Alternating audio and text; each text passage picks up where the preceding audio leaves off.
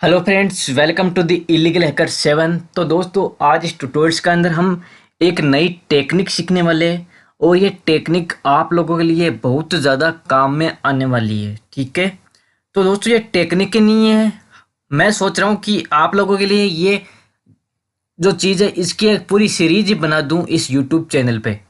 लेकिन यूट्यूब पे सीरीज तो बना दूंगा, लेकिन बहुत सारे ऐसे लोग हैं, फालतू लोग, जो पता नहीं क्या क्या बोलते हैं, लेकिन हमें उनसे कुछ लेना देना नहीं है। हम जितने इंटेलिजेंट है या जितना ना हमें नॉलेज है, वो आज भी है, आगे भी है और हमेशा रहेगा। ठीक है, तो इन फालतू बातों से करने से अच्छा है कि हमारे जितना सीखो और हमसे आगे जाके बताओ ऐसे फालतू बातों में से क्या पड़ा है। तो चलिए दोस्तों, इन लोगों को अपन छोड़ते हैं। तो दोस्तों, आज का जो इस ट्यूटोरियल है इसके अंदर हम सीखने वाले अपनी ओवन या खुद की मैनुअल ओलीडीबीज की स्क्रिप्ट बनाना। कि ओलीडीबीज के अंदर स्क्रिप्ट कैसे बनाते हैं। बहुत सारे लोगों ने कमेंट किया कि भाई आप स्क्रिप्ट बनाना सिखाओ, कि स्क्रिप्ट कैसे बनती है, स्क्रिप्ट क्या होती है, ओलीडीबीज के अंदर स्क्रिप्ट क्यों यूज लेते हैं। तो वो चीज़ यहाँ पे अपन देखने वाले या सीखने वाले हैं। तो यहाँ पे जो स्क्रिप्ट है वो दोस्तों एक के कोड होता है। ठीक है, एक कमांड बेस, एक इंस्ट्रक्शन बेस और एक प्रोग्रामिंग लैंग्वेज बेस एक कोड होता है। ठीक है, तो स्क्रिप्ट ओनली ओलीडीबीजी के अंदर ही नहीं लिखी जाती। स्क्रिप्ट हर एक चीज़ के लिए बनाई जाती है। ठीक है, हर एक चीज़ के लिए बनाई जाती है। और स्क्रिप्ट कोई सी प्रोग्रामिंग लैंग्वेज के अंदर आप बना सकते हो, जैसे कि आपका जावा स्क्रिप्ट हो गया। ठीक है, उसमें आप स्क्रिप्ट ही तो राइट करते हो आप वेबसाइट बनाने के लिए। उसी तरह आपके सामने जो बेस स्क्रिप्ट है या जो बैच स्क्रिप्ट है, ठीक है, उनके अंदर ही आप स्क्रिप्ट ही बनाते हो। तो ऐसी बहुत सारी लैंग्वेज है जो स्क्रिप्ट बनाने का काम करती है। ठीक है, लेकिन ओलीडीबीजी के अंदर स्क्रिप्ट बनाना कुछ थोड़ा सा अलग है। उसके अंदर कमांड बेस स्क्रिप्ट काम में आती है। ये बात होगी स्क्रिप्ट की। अब आप पूछो कि स्क्रिप्ट एक्चुअल में होती क्या है।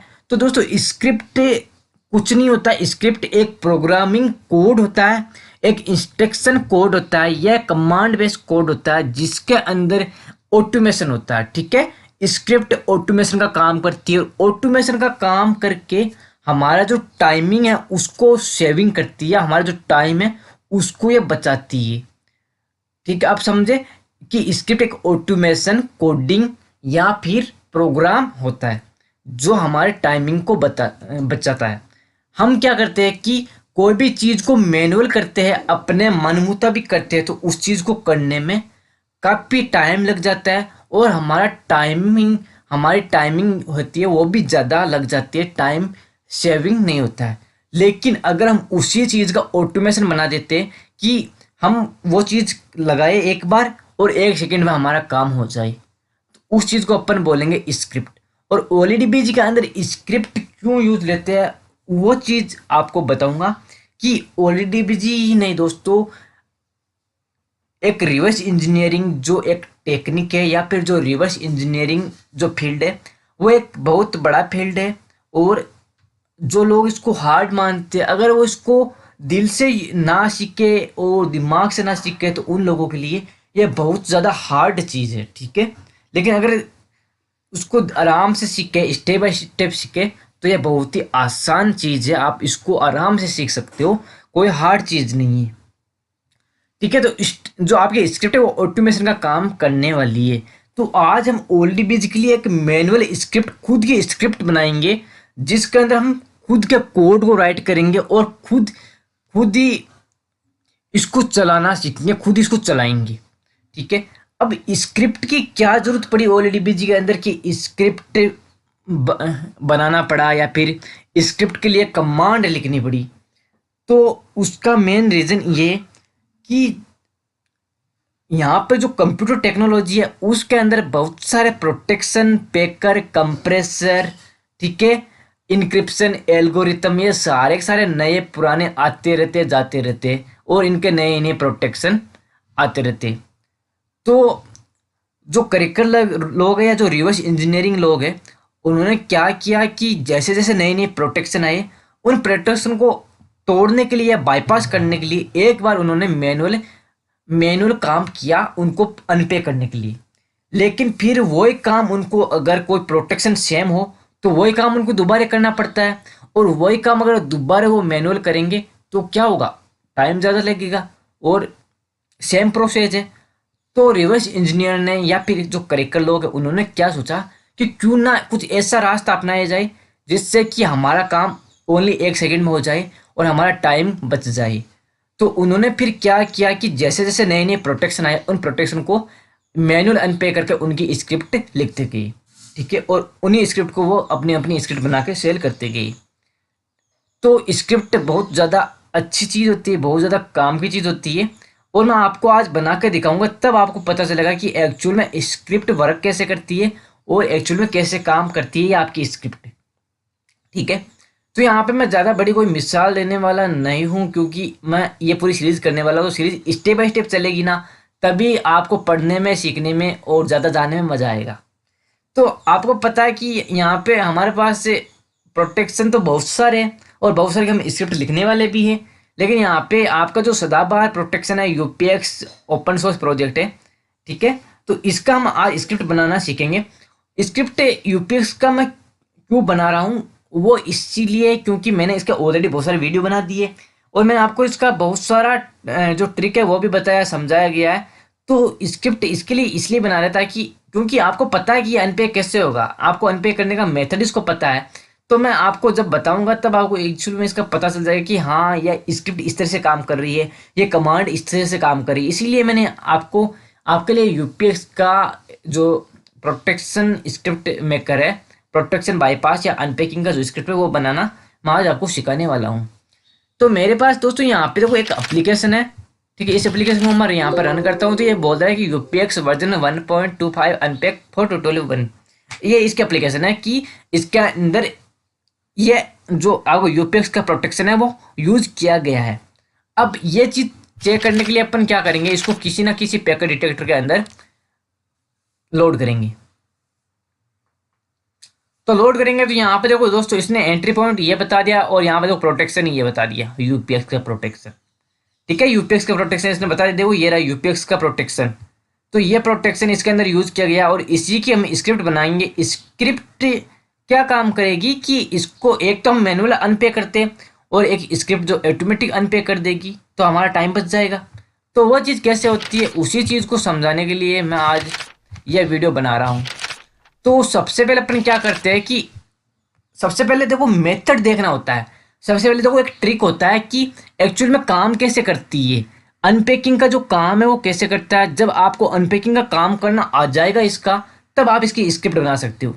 अब वो चीज़ कैसे सीखोगे, तो वो चीज़ आपको ध्यान में देखना, ध्यान लगा के देखना इस चीज़ को, तभी आप सीख पाओगे। हम क्या करेंगे कि इसको किसी भी जो ओल्डीबीजी, क्योंकि हम स्क्रिप्ट ओल्डीबीजी के लिए बना रहे हैं, तो हमने क्या किया, ओल्डीबीजी के अंदर इसको लोड कर दिया, ठीक है, और यहाँ से इसको ओके कर दिया और इसको आप यहाँ से फुल कर दो। यहाँ पे प्रोटेक्शन बता रहा तो इसको यस कर दो और यहाँ पे इसकी फुल विंडो कर दो, मैक्सिमाइज कर दो। अब भी यहाँ पे देखो सबसे पहले क्या होता है कि आपका जो एएसपैक हो गया, यूपीएक्स हो गया, इनके जो प्रोटेक्शन होते हैं उनमें एक चीज़ खास होती है कि उनका एंट्री पॉइंट हमें नहीं मिलता। जैसे प्रोग्राम लोड होता है, लोड होते हैं पुश एड पे आकर प्रोग्राम हमारा रुक जाता है, ठीक है, पुश एड पे आकर हमारा प्रोग्राम रुक जाता है, ठीक है। तो ये चीज़ यहाँ पे अपन सीखने वाले हैं। अब अपन क्या करेंगे इसको अनपैक करने के लिए, सिंपली अपन क्या करेंगे, स्टेप ओवर का उपयोग करेंगे, ठीक है, और एक स्टेप नीचे आएंगे। ये लो जी, स्टेप इनटू का उपयोग है और एक स्टेप नीचे आ गए, मूव पे आ गए। मूव पे आने के बाद में देखो यहाँ पे क्या होगा कि हमारा जो ईएसपी रजिस्टर है इसके अंदर ये मूव की वैल्यू स्टोर है। तो ये ईएसपी रजिस्टर यहाँ पे रेड के अंदर हमें शो हो गया। तो ईएसपी रजिस्टर पे हम राइट क्लिक करेंगे, देखो मेथड है ये, इस रजिस्टर हम राइट क्लिक करेंगे और यहाँ इसको जो इसकी वैल्यू इसको हम करेंगे फॉलो इन डंप। ये जो डंप सेक्शन है इसके अंदर इसकी वैल्यू को फॉलो करेंगे। तो क्या किया, फॉलो इन डंप, लो जी फॉलो इन डंप कर लिया। फॉलो इन डंप करने के बाद में अपन क्या करेंगे अब कि यहाँ से जो 4 वैल्यू है इस 4 वैल्यू को यहाँ से चूज कर लेंगे, ठीक है, सेलेक्ट कर लेंगे। सेलेक्ट करने के बाद राइट क्लिक करेंगे, ठीक है,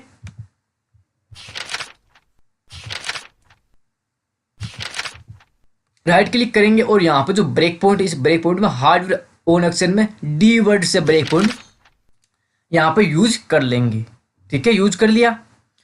इसके बाद में अपन क्या करेंगे, सिंपली हमने ब्रेक पॉइंट डाल दिया। ब्रेक पॉइंट डालने के बाद में अपन क्या करेंगे, यहाँ पर सिंपली प्रोग्राम को रन करेंगे। ठीक है, रन करेंगे, येलो जी रन कर लिया। तो रन करने के बाद में हमारा प्रोग्राम कहाँ पे आ गया, हमारा प्रोग्राम आ गया डायरेक्ट जंप के ऊपर। ठीक है, जंप के ऊपर आ गया। अब जंप के ऊपर आने के बाद में यहाँ पर देखो आपका जो ईआईपी रजिस्टर है, ठीक है, ठीक है, यहाँ पे आपका जो ईआईपी रजिस्टर है वो यहाँ पर देखो ब्लिंक हो गया या फिर रेड हो गया। अब इसके लिए अपन क्या करेंगे, स्टेप ओवर का उपयोग करेंगे, क्योंकि यहाँ पे जंप कर रहा है तो जंप इसको करवाना पड़ेगा। तो यहाँ पे अपन इसको स्टेप ओवर का उपयोग करेंगे और इसको जंप करवाएंगे। ये देखो डायरेक्ट यहाँ पे जंप, इसने जंप किया। जंप करने के बाद में ये देखो ये इसका एंट्री पॉइंट हो सकता है। इसके लिए अपन क्या करेंगे, राइट क्लिक करेंगे, एनालाइज पे जाएंगे और यहाँ पे analyse code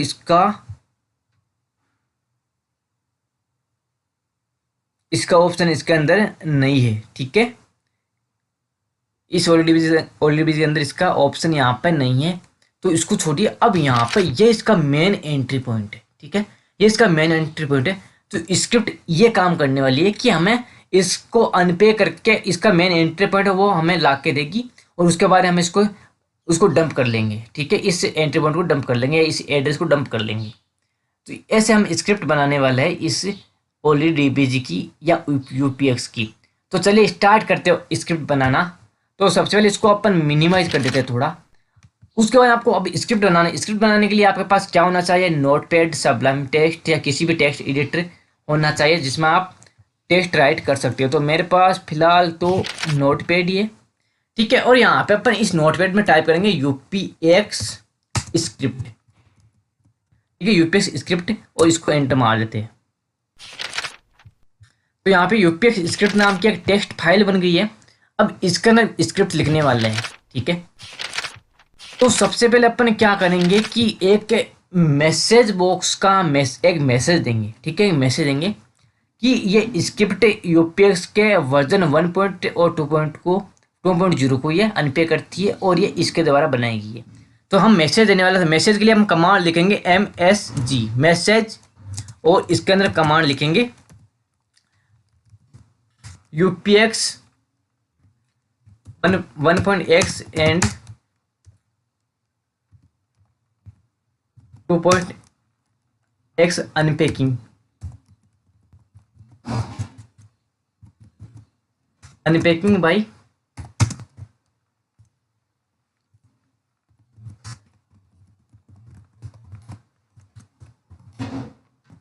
unpacking by the illegal hacker 7 की जो ये स्क्रिप्ट बना रहा है वो इलीगल हैकर 7 बना रहा है। और ये किस किस को अनपे कर सकती है कि यूपीएक्स के 1.0 से लेकर 2.0 तक जितने भी वर्जन है उन सबको ये अनपैक कर सकती है।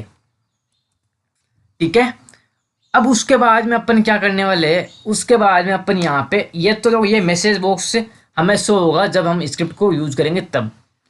इसके बाद यहाँ पे करेंगे हम BC। ठीक है, BC का वो मतलब मत समझना आप। ठीक है, BC का वो मतलब मत समझना। यहाँ पे BC का मतलब है कि ऑल ब्रेक पॉइंट क्लियर। ठीक है, ऑल BP मतलब ब्रेक पॉइंट और क्लियर। ठीक है, अब ये कमांड क्या करेगी कि यहाँ पे देखो अपन जैसे यहाँ पे ब्रेक पॉइंट, यहाँ पे देखो क्या करेंगे अपन, ब्रेक पॉइंट डाल दिया, यहाँ पर ब्रेक पॉइंट डाल दिया। अब यहाँ पर हम जैसे ब्रेक पॉइंट के अंदर जाएंगे तो यहाँ पे देखो 2 ब्रेक पॉइंट है ना। तो ये कमांड क्या करेगी, अगर हमारे ओल्ड डिवीजन के अंदर ऑलरेडी ब्रेक पॉइंट है तो उनको ये रिमूव करने का काम करेगी। ठीक है, उनको ये रिमूव कर देगी ये कमांड। ठीक है, ये तो मेन जो सिंपल ब्रेक पॉइंट होते हैं उनको रिमूव करेगी। ठीक है, सिंपली जो ब्रेक पॉइंट होते हैं इनको ये रिमूव करने वाली है। सिंपली ब्रेक पॉइंट को यहाँ पे ये रिमूव करने वाली है। उसके बाद में यहाँ पे एक और हम कमांड यूज करेंगे, वो कमांड करेंगे हम BPHW। ठीक है, BPHWC। अब इसका मतलब क्या होता है, इसका मतलब होता है कि हार्डवेयर ब्रेक पॉइंट क्लियर। ठीक है, हार्डवेयर ब्रेक पॉइंट क्लियर। अभी हमने हार्डवेयर ब्रेक पॉइंट पर डीवर्ड पे ब्रेक पॉइंट यूज किया था ना। तो अगर हमने पहले से कोई break point hardware break point use किया तो यहाँ पे क्लियर होने वाला है। ठीक है। तो यहाँ पे हम इसका लिख देंगे all BPW all BPHW clear. ठीक है, यहाँ पे हार्डवेयर ब्रेक पॉइंट क्लियर होने वाला है। उसके बाद अपन क्या करते हैं, उसके बाद अपन सिंपली क्या करते हैं कि प्रोग्राम को एक स्टेप इनटू, जो आपका पुश एड पे होता है उसको स्टेप ओवर का उपयोग करके हम एक स्टेप नीचे लाते हैं। ठीक है, एक स्टेप नीचे लाते हैं। तो इसके लिए अपन क्या करेंगे, करेंगे हम ई स्टेप।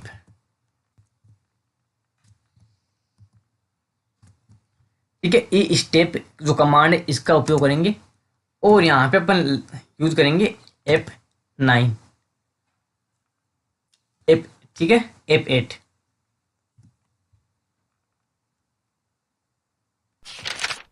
ठीक है, F8 का यहाँ पे उपयोग करने वाले हम।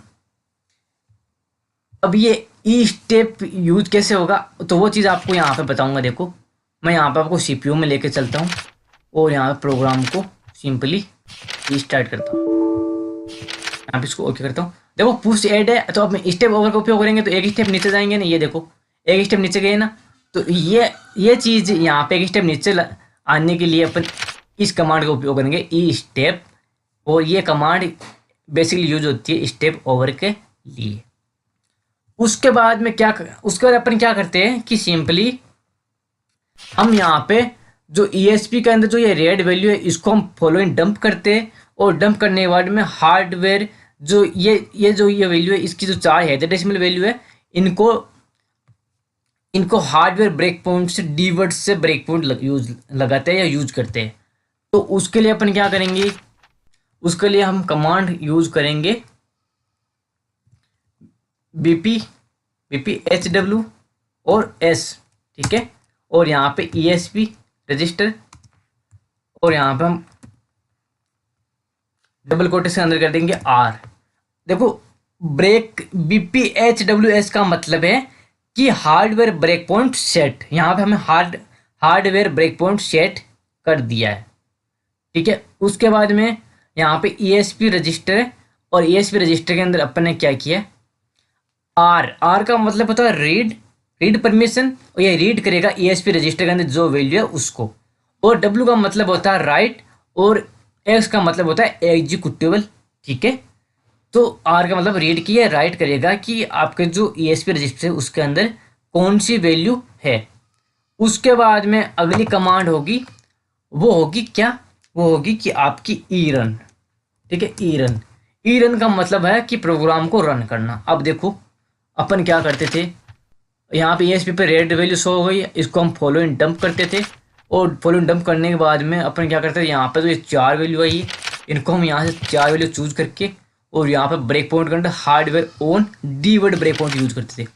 इतना काम होने के बाद हमने अगली कमांड क्या लिखी, ई रन। ठीक है, ई रन का मतलब है कि सिंपली F9 का उपयोग करके प्रोग्राम को रन करना। ठीक है, रन करने के बाद ये डायरेक्ट जंपिंग के ऊपर आ गया।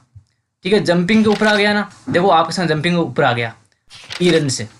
अब यहाँ पे ई रन हो गया। अब यहाँ पे वापस हमें क्या कमांड लगानी है, वापस हमें एक कमांड लगानी है। वो कमांड लगानी है कि जंप के ऊपर आने के बाद में हमने जो हार्डवेयर ब्रेक पॉइंट लगाया था वो क्लियर हो जाना चाहिए, तभी ये काम करेगा। ब्रेक पॉइंट क्लियर हो जाना चाहिए।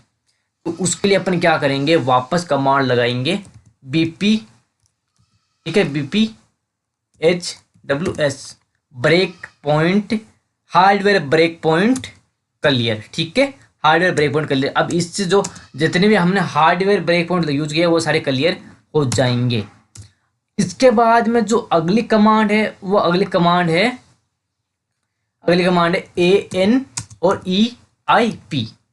ठीक है, ANEIP।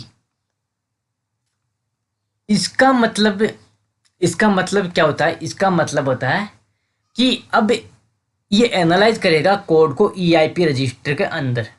अब यहाँ पे EIP देखो, ये रही EIP की वैल्यू यहाँ पे आपको रेड शो हो रही है। ये जो जंपिंग की ये जो जंपिंग सेक्शन की जो वैल्यू है ये आपकी EIP रजिस्टर के अंदर स्टोर है। EIP के अंदर जो स्टोर वैल्यू है उसको ये एनालाइज करेगा, और उसके अलावा हमें इसका जो रियल एंट्री पॉइंट है वो ला के देगा। ठीक है। तो यहाँ पे ये एनालाइज करेगा, तो इसके लिए हमने कमांड लगाई NEIP।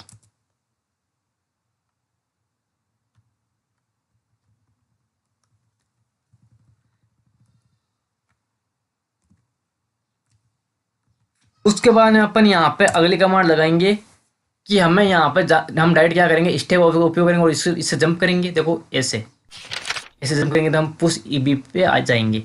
तो हम इसके लिए कमांड लगाएंगे ई स्टेप। ठीक है, ई स्टेप। इतनी कमांड लगाने के बाद में अपन क्या करेंगे, यहाँ पे वापस एक मैसेज बॉक्स दे देंगे और मैसेज बॉक्स के अंदर हम राइट कर देंगे नीडेड फिक्स डंप वैल्यू। ठीक है, नीडेड फिक्स डंप वैल्यू, ये काम कर दिया। ठीक है, ये काम करने के बाद इसको सिंपली प्रोग्राम को हम सेव कर देते हैं। तो यहाँ पे हमारा प्रोग्राम है वो सेव हो गया। अब इसी स्क्रिप्ट को हम यूज लेंगे OLDBG के अंदर। तो हम क्या करेंगे, सिंपली प्रोग्राम को पहले यहाँ से रीस्टार्ट करेंगे। रीस्टार्ट कर दिया। अब यहाँ पे हम प्लगइन के अंदर जाएंगे और यहाँ पे आपके पास ये स्क्रिप्ट प्लगइन होना चाहिए, अगर नहीं है तो मेरी वेबसाइट से जाके डाउनलोड कर लो। तो ये स्क्रिप्ट विंडो यहाँ पे ओपन हो गई। ठीक है, अब इसको थोड़ा सा विंडो को मिनिमाइज कर लेते हैं ताकि आपको थोड़ा समझ में आ जाए। ये आपकी स्क्रिप्ट विंडो, तो यहाँ पर हम राइट क्लिक करेंगे और यहाँ पे लोड करेंगे स्क्रिप्ट को। तो हमने स्क्रिप्ट कहाँ पे बनाई थी, हमने स्क्रिप्ट बनाई, ठीक है, हमने स्क्रिप्ट बनाई यहाँ पे जो आपके डेस्कटॉप सेक्शन है इसके अंदर, ये रही UPX स्क्रिप्ट। इसको यहाँ पे हम ओपन करेंगे। तो ओपन करने के बाद में हमने सबसे पहले क्या दिया था, मैसेज बॉक्स दिया था ना। ये देखो ये मैसेज बॉक्स, ये हमें मैसेज बॉक्स यहाँ पे शो हो गया कि UPX 1.xx एंड x मतलब 1.00 2.00 unpacking by the illegal hacker 7। तो ये स्क्रिप्ट उस बंदे ने बनाई है। यहाँ पे हमें इसको सिंपली ओके करना है। और यहाँ पे देखो BC का मतलब है कि ऑल ब्रेक पॉइंट क्लियर। ठीक है, तो यहाँ पे ब्रेक पॉइंट यहाँ पे सारे क्लियर हो जाएंगे BP के अंदर। ठीक है, ये डिसेबल हो गए सब। ठीक है, सब यहाँ पे क्लियर हो गए। तो ये काम होता है इस BP का। उसका हम क्या करेंगे, हम स्पेस बार को प्रेस करेंगे। तो ये देखो जैसे हमने स्पेस बार को प्रेस किया तो यहाँ पे देखो पहले ब्रेक पॉइंट, पहले हार्डर ब्रेक पॉइंट को इसने क्लियर किया। फिर यहाँ पे स्टेप ओवर का उपयोग करके एक स्टेप नीचे लिया और फिर break point, harder break point को ESP जो रजिस्टर उसके अंदर ESP रजिस्टर पर हार्डवेयर ब्रेक पॉइंट को यूज किया या फिर यहाँ पे उसके जो ब्रेक पॉइंट उस पर लगाया। लगाने के बाद में यहाँ पे ई रन, फिर हमने क्या किया, सिंपली प्रोग्राम को रन किया। तो यहाँ पे ई रन कमांड काम कर गई। इसके बाद यहाँ पे हार्डवेयर ब्रेक पॉइंट क्लियर, तो उसके बाद में जितने भी जो हार्डवेयर ब्रेक पॉइंट थे वो सारे यहाँ पे क्लियर हो गए। ठीक है, क्लियर होने के बाद यहाँ पे NEIP, तो यहाँ पे जो ये ओरिजिनल एंट्री पॉइंट की जो वैल्यू है वो हमारे EIP रजिस्टर के अंदर स्टोर है। तो हमने क्या किया कि एनालाइज कमांड का उपयोग करके हमने EIP के अंदर जो वैल्यू थी उसको हमने एनालाइज किया। एनालाइज करने के बाद में डायरेक्ट जो जंपिंग सेक्शन है उस पर आके ये प्रोग्राम रुक गया। ठीक है, OLDBG के अंदर आकर रुक गया क्योंकि हमने वो हार्डवेयर ब्रेक पॉइंट यहाँ पे लगा रखा था। इसके बाद हमने स्टेप ओवर का उपयोग कर दिया। ठीक है, कर दिया या किया। उसके बाद में हमने क्या किया, स्टेप ओवर का उपयोग किया और प्रोग्राम हमारा जंपिंग से डायरेक्ट जंप किया और पुश EB पे आके रुक गया। पुश EB पे आके रुकने के बाद में इसने क्या बोला, मैसेज दिया कि नीड फिक्स डंप वैल्यू। तो यहाँ पे इसका मेन जो एंट्री पॉइंट है वो इसका ये है। तो यहाँ पे इसको ओके कर देते। तो ये स्क्रिप्ट, यहाँ पर देखो ब्रेक पॉइंट के अंदर कोई ब्रेक पॉइंट नहीं है। ठीक है, हार्डवेयर ब्रेक पॉइंट का उपयोग किया था हमने। तो ये देखो हार्डवेयर ब्रेक पॉइंट के अंदर कोई ब्रेक पॉइंट नहीं है। तो ये कमांड इस तरह से काम करती है। अब देखो एक तो मैं मैनुअल करता तो मेरे को 1 के 2 मिनट आराम से लग जाती। एक हमारी स्क्रिप्ट हमने बनाई, सेकंड नहीं लगा, इतने में हमारा सारा काम फटाफट से हो गया। तो ये चीज़ होती है स्क्रिप्ट की। ठीक है, आपको मैं स्क्रिप्ट और बना सिखाऊं। अब ये कमांड कैसे सीखोगे उसका तरीका है मेरे पास, मैं आपको सारी कमांड देने वाला हूँ इसकी। ठीक है, तो आप इसको आराम से सीख सकते हो। अब यहाँ पर जो पुश EB पे दोस्तों ये इसका मेन एंट्री पॉइंट है। इसके लिए अपन क्या करेंगे, राइट क्लिक करेंगे, कमेंट करेंगे और यहाँ पर अपन लिख देंगे OEP और यहाँ पे ओके कर देंगे, कमेंट हो गया। अब यहाँ पे इसको हम फॉलो करेंगे, सॉरी इसको हम फॉलो नहीं करेंगे, इसको हम प्लगइन के अंदर जाएंगे और यहाँ पे करेंगे फॉलो डंप डिबग प्रोसेस। अब यहाँ पे हमने डंप किया तो यहाँ पे मॉडिफाई वैल्यू ये इसका एंट्री पॉइंट ये है, तो इसको हम कर दे गेट EIP एज OEP और यहाँ पे इसको डंप कर देते हैं। तो यहाँ पे ये डेस्कटॉप के ऊपर हम dump.exe नेम से सेव हो जाएगी। तो अब इसका जो रियल एंट्री पॉइंट है वो ये है। अब बाकी जो मैंने काम बताया था कि डंपिंग से आप इसको कैसे एंट्री पॉइंट सेट कर सकते हो, आप इसके लिए हाइड का उपयोग कर सकते हो, फिर मैंने वीडियो बना दी है ऑलरेडी, जाके देख लो इसको। यहाँ पे मेन हमारा पर्पस है स्क्रिप्ट को बनाना। तो ये स्क्रिप्ट इस तरह से बनती है, इस तरह से ऑटोमेशन होता है, इस तरह से ये काम करती है। तो ठीक है दोस्तों, वीडियो समझ में आया तो प्लीज़ लाइक कीजिए, शेयर कीजिए और सब्सक्राइब कीजिए, कमेंट कीजिए, ज़्यादा से ज़्यादा शेयर कीजिए, तभी मैं वीडियो लाऊंगा, वरना मेरा मूड नहीं बनता। ठीक है, ये 200-300 सब्सक्राइबर से अपना मूड नहीं बनता कि अपन वीडियो बनाई। अगर आप मेरा ये काम कर दो तो मैं आपको एकदम प्रोफेशनल लेवल की रिवर्स इंजीनियरिंग सिखा दूंगा। ठीक है, प्रोफेशनल लेवल की, जो मॉडर्न ज़माने की जो रिवर्स इंजीनियरिंग है वो भी आपको मैं सिखा दूंगा, अगर आप ये काम कर दो तो। ठीक है दोस्तों, धन्यवाद।